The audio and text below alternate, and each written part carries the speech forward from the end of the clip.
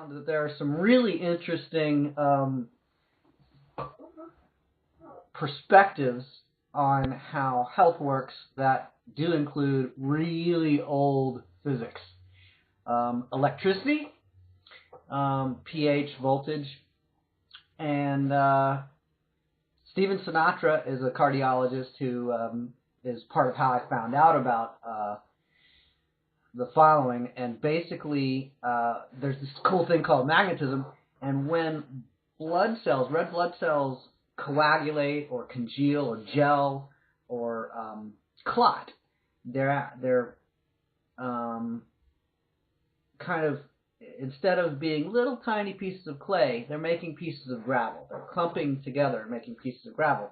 And that's not, of course, clotting does happen on occasion in terms of like a scab or something. But you shouldn't have a really thick blood. The viscosity of the blood should be not too thin and not too thick, right? So it's going to flow through the tube. So this actually, I didn't plan this, but this is a perfect analogy for the thing about ice cubes in the straw. I'll get to that in a minute. But there's, it's about liquid flowing through something. And it turns out that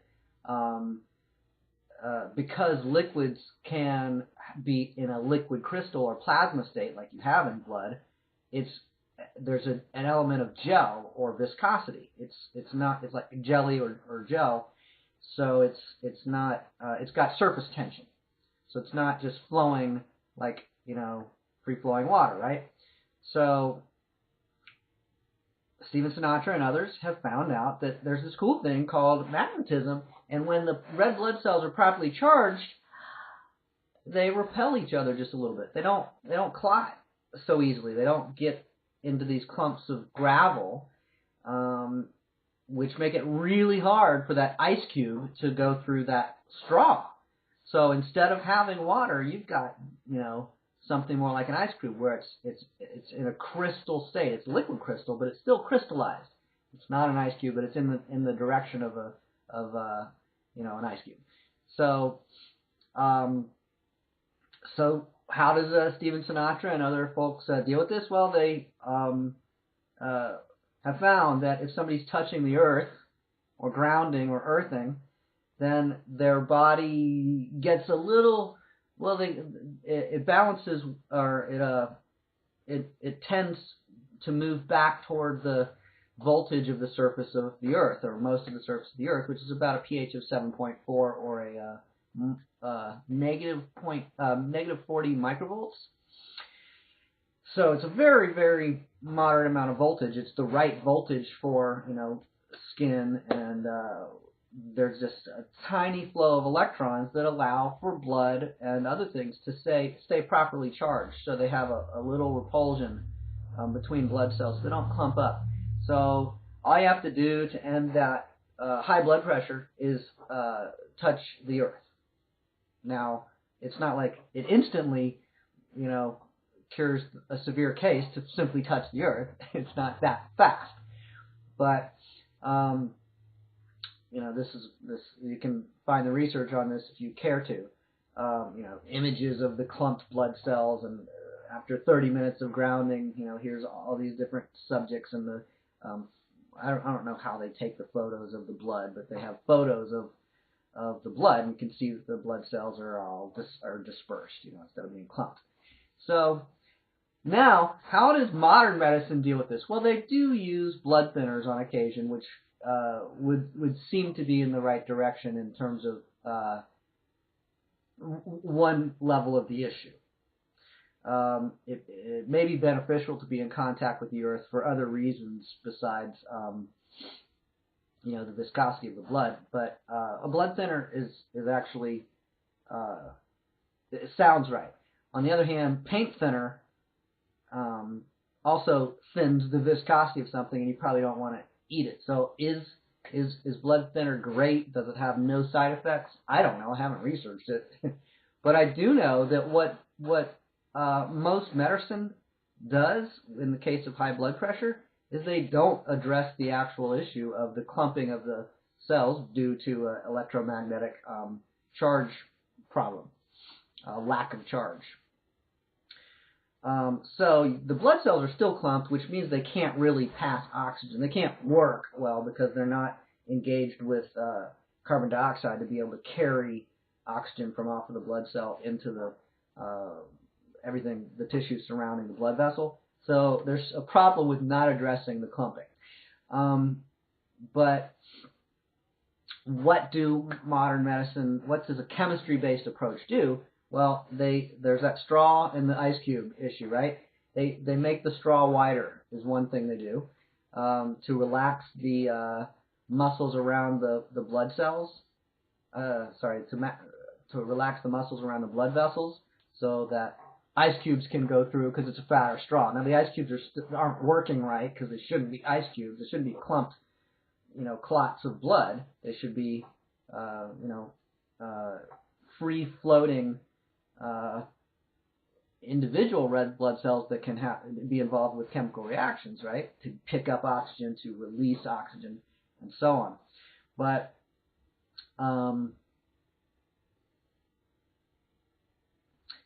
the thing to mess up how much the muscles are tight around the blood vessels, it causes additional problems to do that. Yes, you can make the straw a little bit bigger, but it causes additional problems to do that. The other thing that is really popular with blood pressure medications is somehow messing up the signal that tells the heart to push so hard. So you've got a little straw, an ice cube, and they just aren't going to push as hard. This is the solution from a pharmaceutical standpoint, is let's just leave the ice cubes there, and the straw is still going to be thin. We're not going to have the blood flowing good. We're going to the consequences of the lymph system and all of the consequences are awful, generally speaking. But you can block. There's beta blockers and calcium channel blockers and all these different types of blood pressure medication. You can block the signals from the brain. You can keep the signals from getting transmitted from the brain all the way to the heart, like interrupt that signaling, and then block the heart's ability to interpret that signal, or at the end where the nerve signals are then going to cause muscles to respond at the heart. So you can weaken the heart's response. You can mess up the calibration of the brain-heart connection. That's what much of blood pressure medication is designed to do, and it does it really well. It causes a whole cascade of other health problems. It doesn't resolve the underlying problem of that ice cube or the clotting of the blood, the coagulating of the blood. It's not, the blood isn't working right. But you don't have high blood pressure anymore. Well, that's true. You can actually take these medications, and they will reduce the blood pressure, but what's the importance of that? Blood pressure isn't a checklist of things that in and of itself is the issue. Blood pressure is an indicator of bad health, so it's like, if there's a warning light on the dashboard of your car and you disconnect it or, take the fuse out or whatever, that didn't make the car work better. So to interrupt the high blood pressure response of the body isn't improving things, generally speaking. Now, there can be extreme conditions where to intervene or interfere in some way can have a life-saving, emergency medicine benefit. But in general, that chemical focus is ignoring the electromagnetic situation. And once you start messing with the body's healing response, well, that's interfering with the body's functioning and the body's healing response. That's a lot of what's going on. And not that high blood pressure itself is always good, but if there's clumping or clotting of the blood, then the heart pushes harder. That's an adaptation. That's actually better than having clumped blood and not having the heart push it where it doesn't move, or so the increasing of the heart's the pressure generated by the heart, that is a better solution in most cases than doing nothing. So interfering with the heart's increasing of pressure isn't a actual improvement in most people's health. So if you measure their performance, like their athletic performance, their job performance, their focus, their ability to, operate an airplane well, or all those functional tests, does lowering blood pressure itself improve someone's functionality in, across the board, across a large range of measurements? If not, then simply reducing their blood pressure might be detrimental to their health, and that chemical focus, well, it could be very good for selling certain medications, and these pharmaceuticals are petrochemicals that derive from petroleum, from crude oil, and if you're Rockefeller, or one of the Rockefellers, because there's several of them, and you want to keep medicine from physics, which helps people to function well, and have them be addicts to the drugs you're pushing that only you can, manufacture, then put them on beta blockers, calcium channel blockers, all these different kinds of things to make the straw fatter, or interrupt the signal that goes from the brain to the heart to push a little bit harder. It's actually hilarious to me. And it is sad for people who are in distress and frustrated about the inefficacy, the ineffectiveness of modern medicine. I mean, certainly it's sad. But on the other hand, from a pharmaceutical company standpoint or a government standpoint, you just look, wow, people are so well, this is a really profitable way to operate. Just say it that way.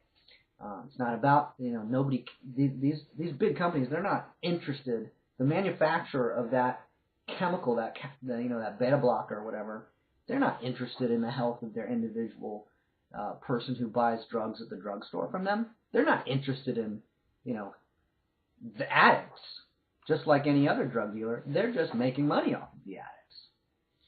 So anyway, and that's their business. And people who, think, oh, well, they shouldn't be promoting addiction and they shouldn't be drug dealers. Well, fuck, they are drug dealers. That's what they do. That's how they make their living. And if you don't like it, then,